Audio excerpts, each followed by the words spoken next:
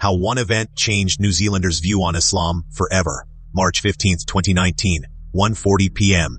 In less than 10 minutes, a nation known for peace was forced to ask one question it never thought it would. Who are we now?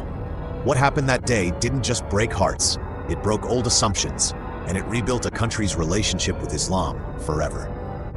Hello, and welcome to Global Mystery Nexus. I'm your host, and on this channel, we uncover the real events that reshape nations, beliefs, and history. Before we move forward, I have a quick request. If you enjoy this video and want to support the channel, please hit the like button, share it, and subscribe so you never miss an update. Now, let's dive in. The day Aotearoa lost its innocence. For decades, New Zealand marketed itself as the safest place on earth. Gun violence was rare. Mosques in Christchurch were quiet places of Friday prayer, not headlines. On March 15, 2019, that changed. A lone gunman entered the Al-Noor Mosque and later the Linwood Islamic Center during Jumu'ah prayers. The attack was live-streamed. 51 people were killed. Victims ranged from 3 years old to 71. They came from Pakistan, Bangladesh, Indonesia, Somalia, Turkey, and from Kiwi families who had lived in New Zealand for generations. Police responded in minutes. The Prime Minister at the time, Jacinda Ardern, called it one of New Zealand's darkest days. But the mystery wasn't just the attack.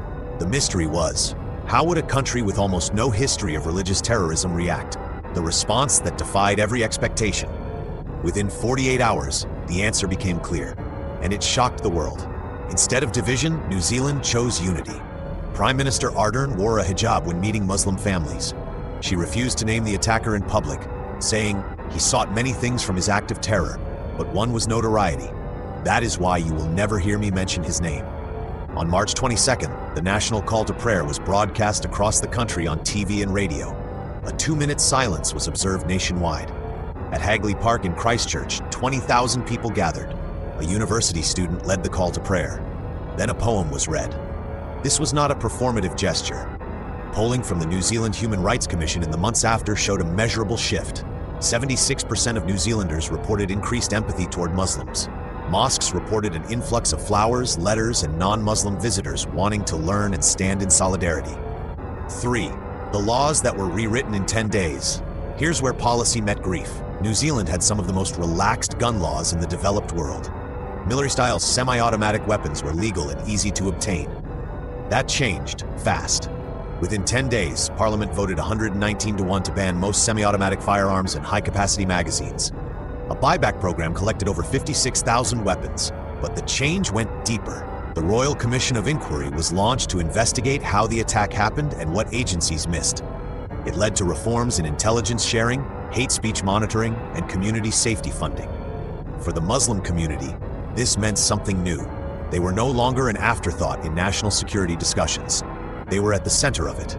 4. The community that rebuilt itself in public.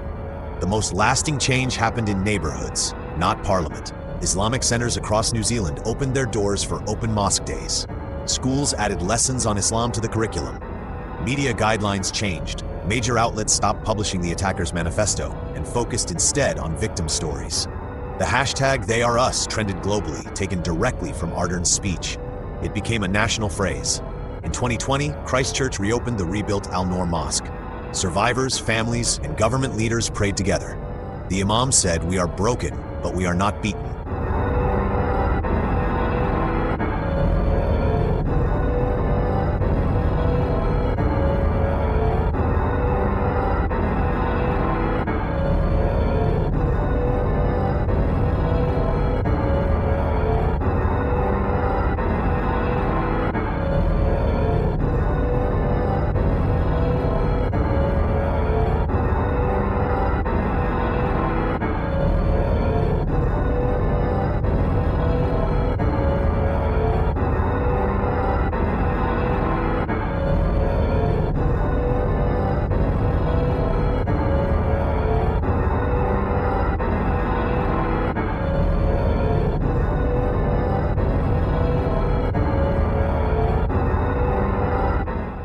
And signed by 50+ countries and major tech companies. The mystery we're left with is this: can one tragedy redefine a national identity? In New Zealand's case, the data and the people say yes.